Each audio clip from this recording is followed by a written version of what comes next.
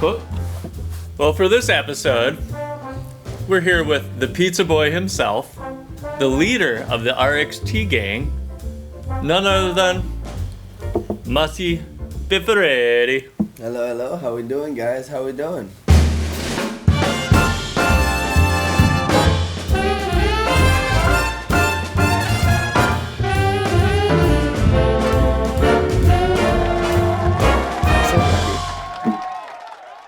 Cheers, Moss. Cheers. What's happening? You know, I'm glad that you're actually asking me that. You got any questions for me today? Yeah. How's this 2024 looking?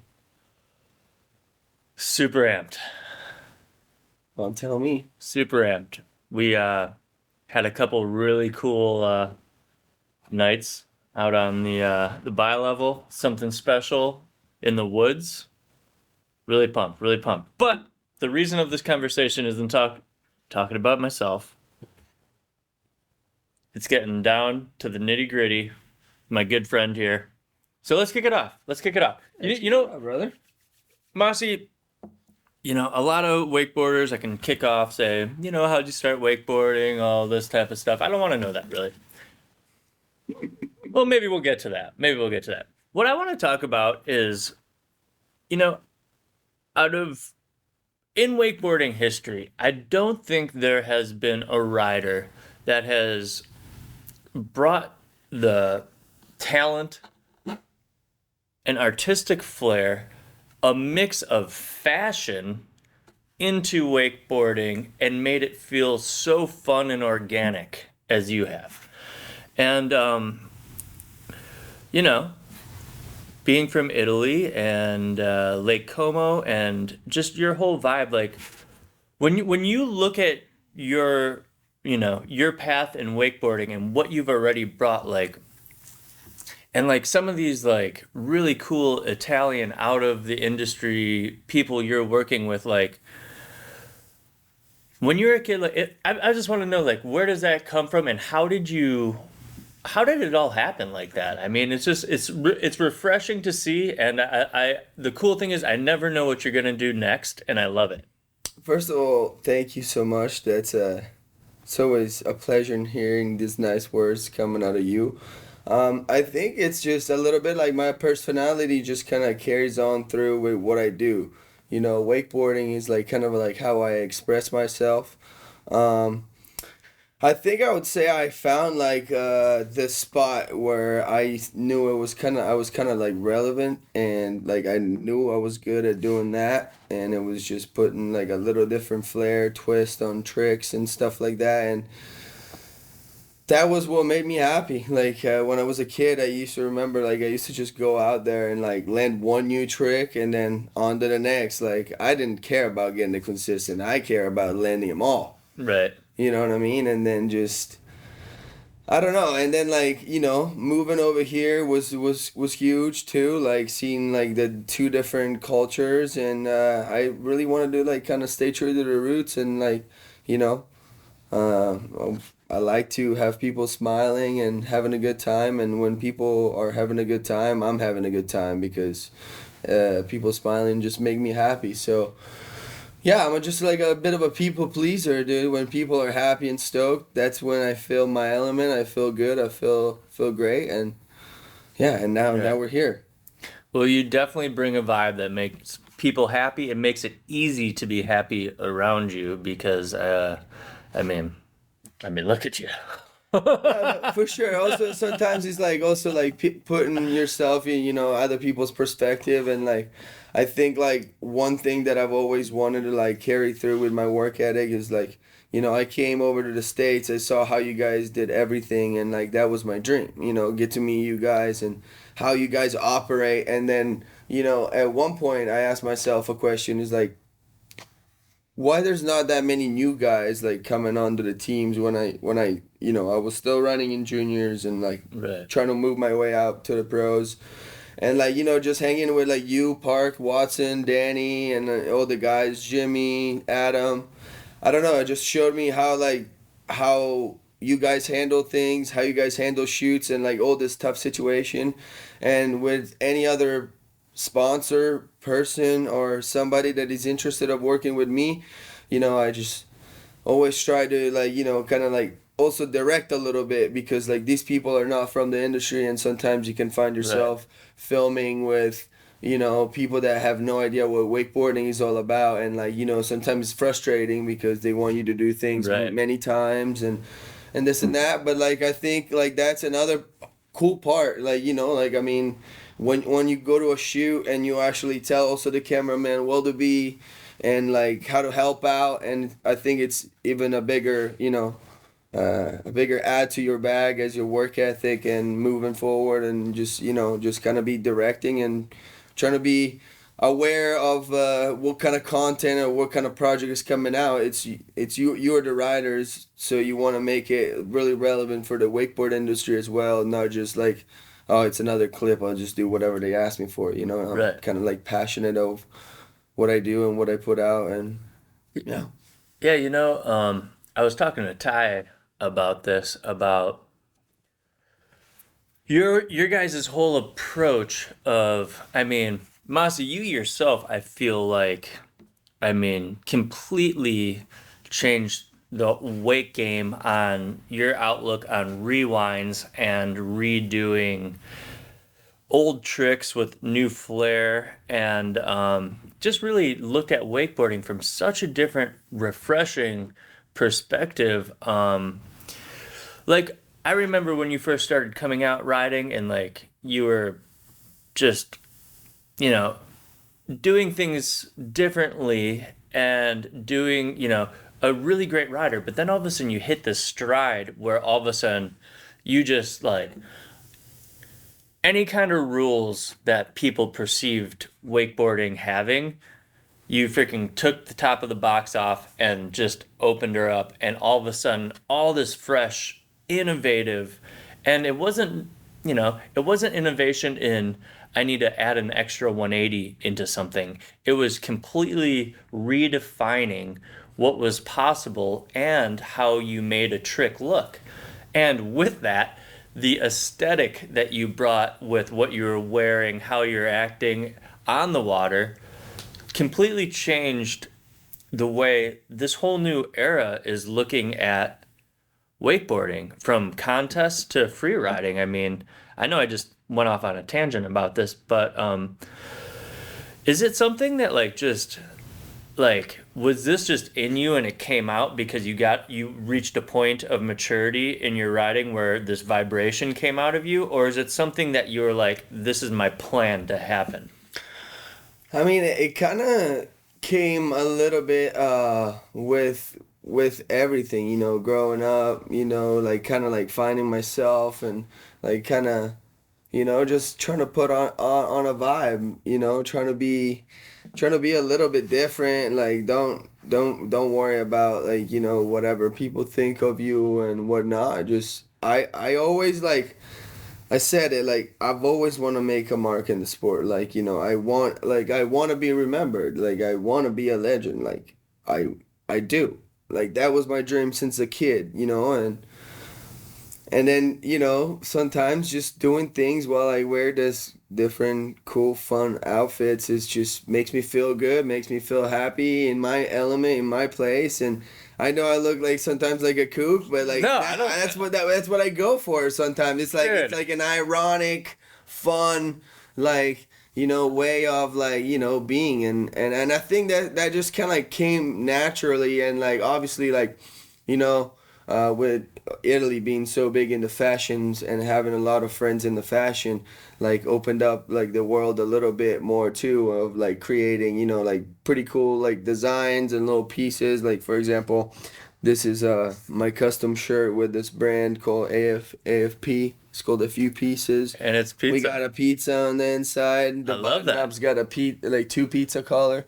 Just like kind of like, even no matter what I do, even with the clothes wise, like I think it just reflects perfectly the way I look at wakeboarding. And like those weird looking tricks could translate into a weird looking outfit, and But it's just, it's I think it reflects myself. yeah, I feel like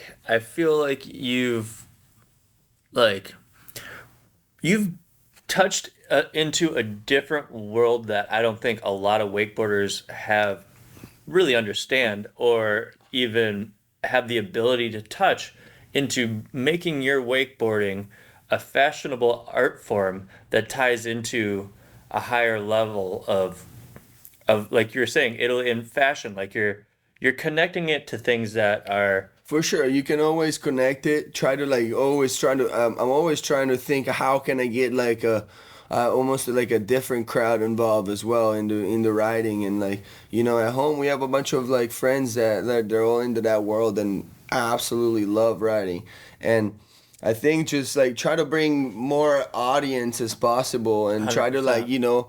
place our footsteps a little bit everywhere and then you know what I mean you can't influence everybody but if you can influence at least one or two persons a day well it's awesome it's cool and like if you do it like on like not over social media also even face to face it's even a different connection as well I think and I mean to me is like try to grow the sport is like the main thing. Like I would love to like have something like like X Games and something where like we can be really valued and like you know I think the new generation there's a lack of like competitions and like a lack of weight so other people can get like seen can shine and can come out of this like very few that There- make it into the big There's a stage. lack of opportunity. Exactly. So like basically I felt like you know what I mean with my writing and stuff like that I just wanted to make people happy and like, kind of change the game a little bit, sometimes like I remember I was doing some tricks that nobody was even doing in some of the contests and like sometimes like they didn't, No, didn't you even wouldn't. know how to judge it and like Tai Tai and I were fully talking about this exact scenario. I was like, you're doing shit that no one's ever seen before, and people were doing ungrabbed nines and beating, and and you're getting beat by totally. some stock ass shit. And And that's just how it is. It's just like progression, like just takes time. And you know what I mean? I feel like now where everybody's starting to understand, and like especially like it makes me like sometimes it's how people can be like, oh, dude, you copied the same trick that I did or whatever like that. To me, is like somebody does what I do, like a trick that I like put my little flair onto that. Like I take it as a compliment because that means he's like looking at what I'm doing and he's like he wants to make his writing look the way I make my look. hey, My imitation writing is the highest form of flattery, my friend. exactly. And so like to me like that's what it's all about like try to push the sport grow it as much and try to do something like relevant that the young kids and the young generation get to look at and get motivated to like really go for it because they can make it and this could be their life, you know what I mean, one day. And I always dreamed about being here and just sometimes like I feel like a little overwhelmed too like when I just get a call from you or get a call for PB or go do something and I was like wait a minute like I used to remember like watching the book and like 12 honkies and all these videos and going out and try to do the same things that you guys were doing like and now like we're like good friends. This is it's the greatest thing that a kid could ever dream of. Yeah. Talking about your influence of fashion and just the way you've intertwined the two. What I just want to add to that real quick, and then we'll move on. Yeah. Is you were saying you wear things that make you happy and make you feel comfortable, and that influences your writing. You know what I mean? So if you're feeling happy and like enjoying the way you're feeling on the water, that's like that's such a different outlook that you know is being brought to the water and the way you're approaching your craft. And I think that is really cool. And one thing that I always remember is when we went on that one Swanee trip and we're just driving by, fishing boats and these, just, like, I mean, we're in, the In the middle swamp. of nowhere in the swamp, right? And you're riding by wearing a pizza onesie, just destroying, going by fishing boat. Like, we're in the middle of nowhere. Like, most of these people have, like, never seen wakeboarding, let alone a onesie wearing pizza man. Yeah. That was really cool. That was really cool. I remember that. I love that edit. I mean, that was one of my favorite edits of those trips. But the fact that like, that's where you chose to drop that onesie was amazing. Totally. No. I was like, dude, so Gunner gave me that onesie for my birthday, and he's actually an Air Blaster onesie for snowboarding. So it's like a full suit, and like you even have like this hood that comes up, and then when you zip it all the way up, you almost look like a ninja. So I felt like, you know, I had a wetsuit on. I was like, I felt like I needed to wear it. Right, over, I think I'm pretty sure that was still January, February. Yeah, good memory. Good memory. Yep. I remember Chad going down fresh M240, the white and blue. Oh, yeah. And the ramp was super steep. Oh, and yeah. Chad, I just got in my truck, and Chad's backing down the driveway like, whoa. That's right, because Chad drove your truck, and me and you were sitting in the back, and Bear was in the front. Exactly. Yeah. Yep. That was good stuff. Good stuff. No, but yeah, sometimes, you know, like, I like to wear crazy little things, like, based on, like, how I'm feeling, and, you know what I mean? Like, even stuff that not many people would wear, like, and, you know, it's just like my little extra ticket on the mood on how I'm feeling, and, you know, the actual look good, feel good is a real thing. Oh, it's a real thing. It's for sure a real thing.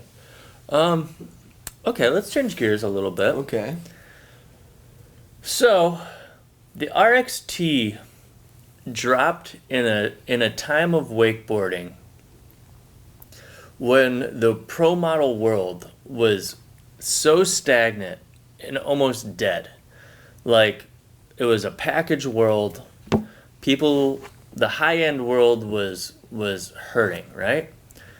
And then the R&D process, everything you guys put into this, you guys drop the most, well, I mean, you, Jason, Paul, I mean, the concept of the RXT was the most high-end, lightweight, you know, and expensive board in a time when pro model sales were flatlining, right? And then RXT drops, boom, sells out year one, and I feel like fully rejuvenated the pro model world. Like, what was that like to be a part of, like, honestly, a revolutionary pro model board, and in a time where you changed the whole game of pro models? Yeah, I mean, it was totally a dream come true. 2018, I think, was a year of, you know, the biggest dream come true that, you know, a kid ever has. And, you know, got a chance to have my first pro model, the happy hour, and I love that board. That board was amazing, and the happy hour is cool. It was amazing, and we went and told, you know, people to, like, you know, you get on the water, try it before you even, you know, get into it. And, you know, we're not trying to sell you right now on a crazy board, on this cool board, but you know, just try it and see how it feels. And I honestly think it was such a great, amazing board for the mid-range. And then, you know, I kind of felt I kind of felt like I wanted to take it back to the beginning a little bit. I like that. And then I felt like I needed a little bit more, you know, talking that top water speed, a little bit more aggressiveness. And, like, I needed something that was, like, working with my style of riding, and also that could adapt to anybody that, you know, wants to take it for a spin, and it will help them, you know, get some pop, hold the edge nice all the way through the wake and stuff like that. They needed, like, a board that, like, while you get it, it's so nice to ride, and also help your style of riding as well. Like, even if you're a beginner, like, you just hit the wake and you go this much higher, like, you're stoked, you're pumped. So, like, to be part of that whole project was absolutely amazing. And when Paul told me that, like, you know, I was, you know, we were going to make some changes, go in. We knew exactly what we wanted. Like, literally, I think it took, like, the first two prototypes that came down were like, yeah, that's it. Let's go. It's right away. Like, it was a no-brainer. The board was riding already super fantastic. And, like, the pop was unbelievable. And, like, you know, we had the best riders in the world ride it right away. You know, we had Tai, we had Nick, we had everybody on that board right away. It was, and also it was the introduction of the blackout core. Exactly, introduction of the blackout core definitely like had people wondering, oh my God, what are they doing? What, like, get them kind of curious of like how we're doing this, and all of a sudden, like, you know, you spend the money, and then when you go ride, you absolutely love it, and every time you want to go ride, it's like, oh, I can't wait to go ride just because I feel so good on my board. Right. And you know, like the more you do that, the more you get addicted to riding and keep going out on the boat and just pushing it. I also feel like it like elevated like you, Tyler, Rappa was riding. I mean, there's a whole crew of you guys that when that board came out, like you're riding like just like elevated like crazy. It's just like, it was just crazy. It's just the way it rides, you know, the amount of top water speed that carries towards the wake. The pop is obviously insane, like probably best pop I've ever felt on any other board, and you know, on top of that, it's nice and forgiving. So that's in case you like get a little squirrely in the landings and stuff like that, you're still able to ride away from things, and that's something that people like really liked. And then I would think that hopefully, you know, I did a good job to like, you know, get everybody stoked, and in the prior year to, you know, finally get on. I mean, the RXT gang, that's a thing. That's a real thing. For sure, and it's so good, and it feels so good, like, cause it's like, you know, we're on the other side of the candle, but you know, I get super stoked when people just send me direct messages or like photos of them riding my board. It's just like, unfortunately, like you can't know what everybody's thinking, what everybody's riding, and you know, and one thing that you did that no one probably knows about is that when the RXT came out and people had questions, you were having, you know, talking to dealers directly and talking to customers, and I mean that for sure. There's not a lot of, you know, pro riders that are willing to put in that time to one, you're endorsing your board, but two, you know, be that personable to the, you know, the people that are buying your board, to make it, you know, that much of a family experience to the people that are buying into your product. For sure, and you always want to know and want to get like the opinions from like our dealers and stuff like that. And dude, I can tell you, it was great, because I think I've made so many people's day, because like, you know, I picked up the phone, called up a few dealers, and I'm like, hey, how's it going? It's Massi, you know, from Ronix. You know, I was calling you up to see, you know, how everything's doing at the shop, like that we dropped my new board and how that's doing. And it's like, wait, what? Wait, Massi Piffaretti? Like, what? Or like people like were like, wait, 1 second. And then like I heard her pass the phone, was like, I think it's Massi Piffaretti. And it's really cool, and that's great. And you know, I think like that's the most important thing. Always like, you know, also stay close to the dealers. Go to your local wake shop and support that. Like, you know what I mean? That's how it all starts for most of us. Yeah. You know, there's people that believe in us in those local shops and like hook you up with your first setup. Like 100%. And I think it's the greatest thing to be able to give back. Like, and those are the people that actually, you know, sell your board, and you know, if they go out ride and something like that, and they actually get a chance to ride with you and stuff, it's like you gotta make their day, and they gotta know exactly how your board rides, and they can go to the clients and be like, I actually rode this, and I know exactly how to, you know, how to explain like how it rides. Like, I know how to sell you on this just because I ride it as well, you know. Yeah. So 100%. And you know, talking about a you know, family oriented, making the brand feel like family to the people that you're buying it. Talking about family, one thing I really want to bring up, because, excuse me there,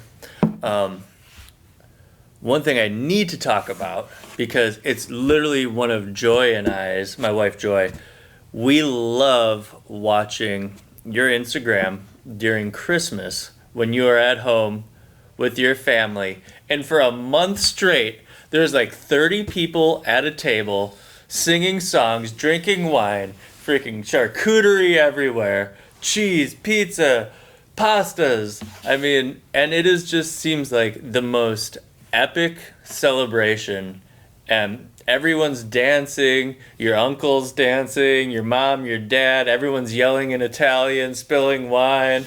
I mean, like, that is a family vibe that I can really buy into.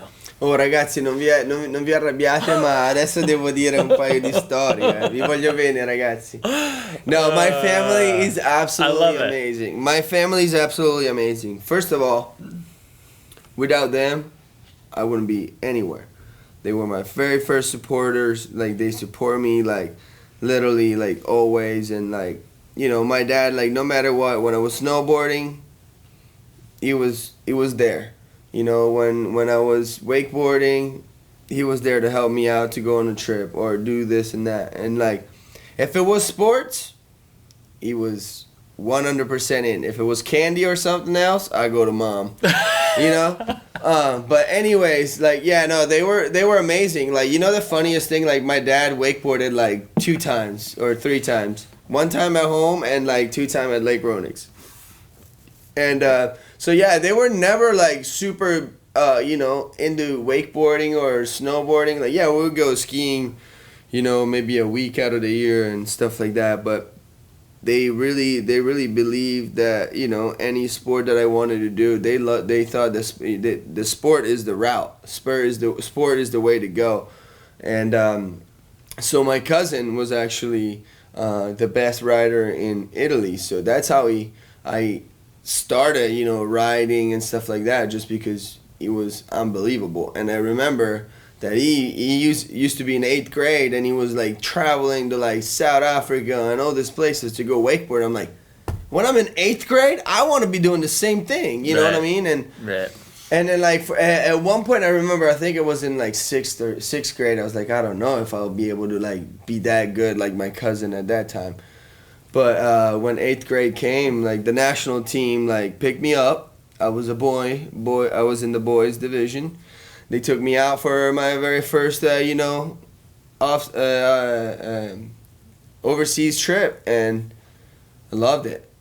And you know, that was what I wanted to do, and thanks to my family, I was always able to, like, you know, do whatever I had to do, skip school if it was for sports and stuff like that. So they really helped me out a lot. So now that I don't get to spend as much time with them, when I go home, it's the best thing ever. Like, I'm growing up, you know, I just know that, like, my family, like, you know, won't be here forever. So I want to enjoy as much as I can. There. I want to be present with my grandparents.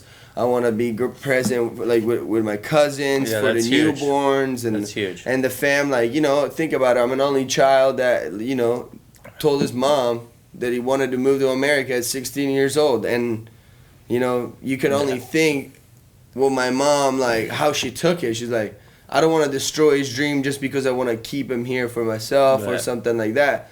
And, like, any chance I get, like, you know, I spend it with the fam, and mom and dad are always calling me on a FaceTime. They're in most of the videos. They're in most of the videos. Every Red Bull trip, they're in it on FaceTime. Exactly. And I think that's such a cool relationship that I have with them, and I wouldn't change a thing. So trust me, the Ruck House loves the Piffaretti Christmas vibes. And then, like, on top of that, like, you know, I'm like the cousin, and, you know, that is doing fun, cool things all around the world.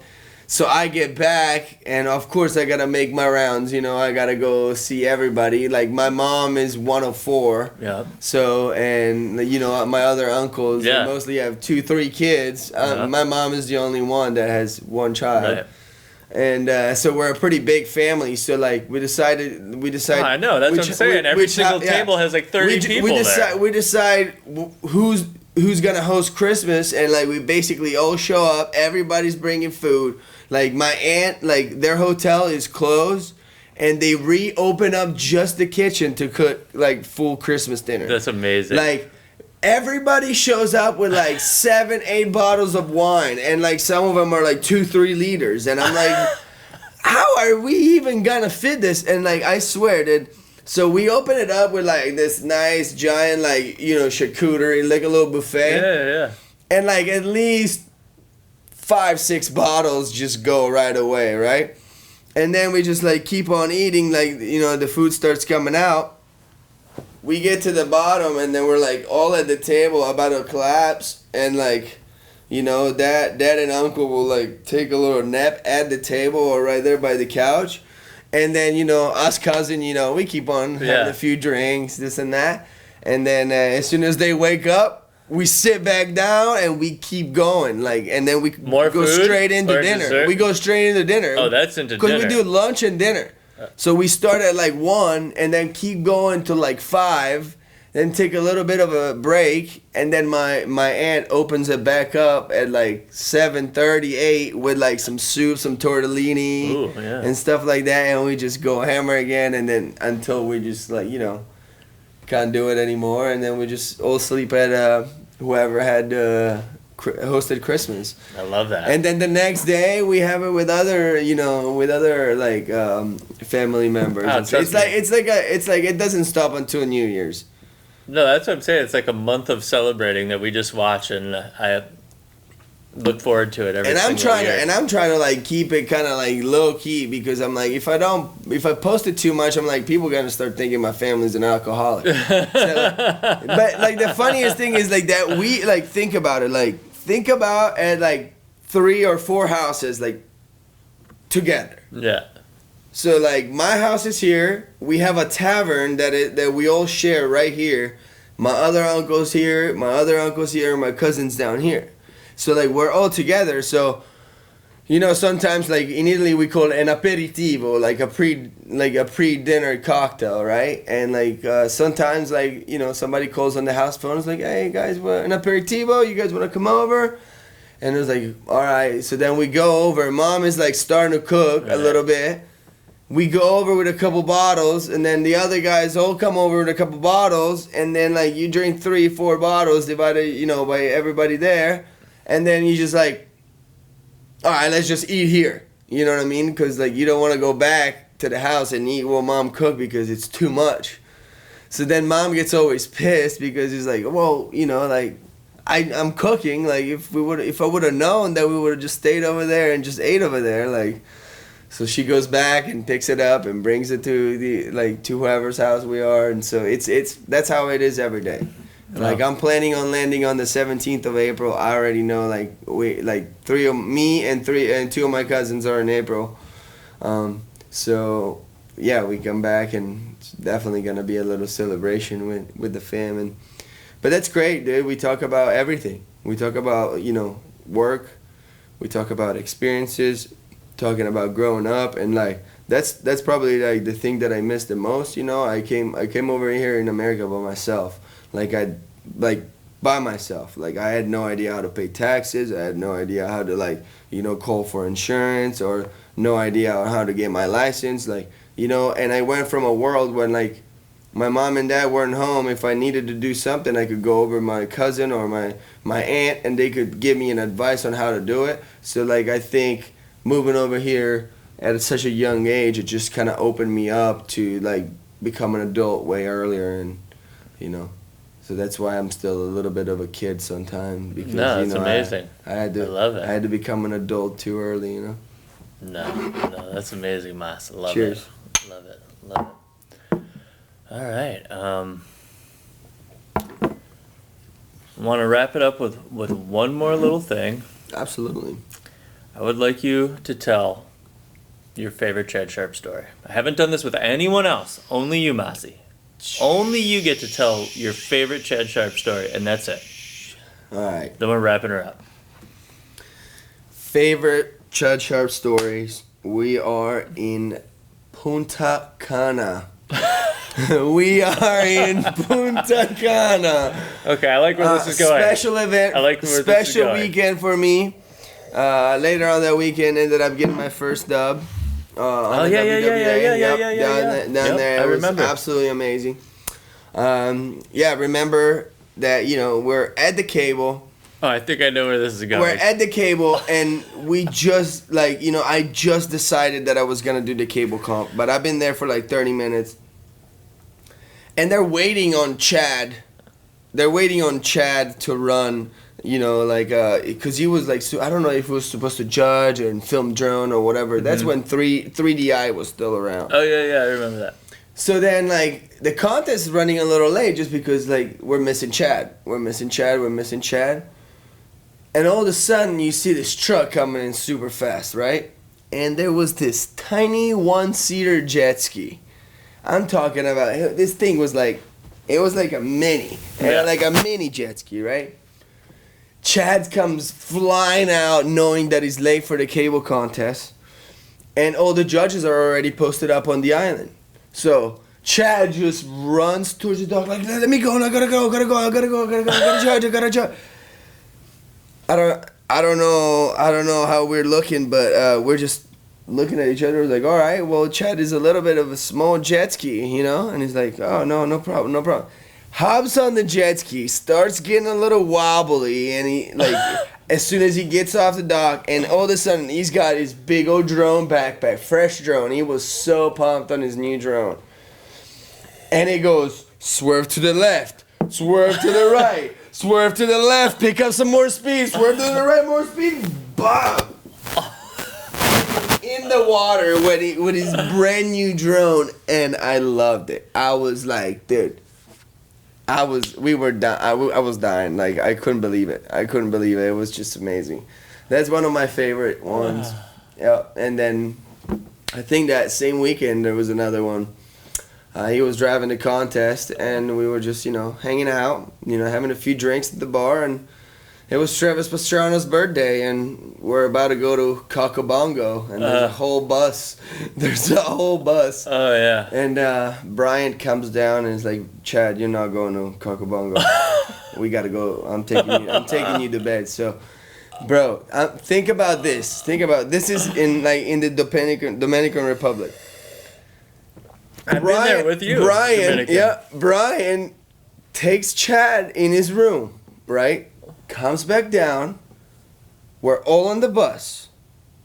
I'm bummed because I'm like, damn, I want Chad to come, right? All of a sudden, the bus starts going, and there was a huge driveway that was going towards this gate, right? And this bus is going in the darkness, and until you see a shadow of somebody standing there like this. Bro, I'm telling you, there is Chad in the middle of the road, fully stopped the bus, got in the bus, and we went to Cocobongo to party. It was the best. True Chad fashion. That was amazing, dude. Like, you could fully, like, in the headlights, you would see the shadow of this, like, this dark shadow of this man, like, just trying to stop the bus. And he fully got on the bus, and we were all losing it. We were all super fired up. And then, yeah, went to Cocobongo. That was great. Oh, man. It's always a blast. We have I think, the coolest family ever, you know? Ronix. Been my family for 10 years now, Ruck. 2024. My first year was 2014. 10 years. That's mind-blowing. It's pretty crazy. Time goes fast. Crazy. Well, which will lead me to, Massi, love what you're doing for wakeboarding. Love the vibe you bring. And honestly, watching you incorporate so much and what you're doing to change wakeboarding for the better and the good vibes you bring, man. Keep changing the game with your vibe, my friend. Thank you, man. That's the plan, and you know, keep on a smile, always be yourself, and just work hard and believe in what you're doing. That's always gonna pay off. So, cheers. From the basement, we salute you. I like that.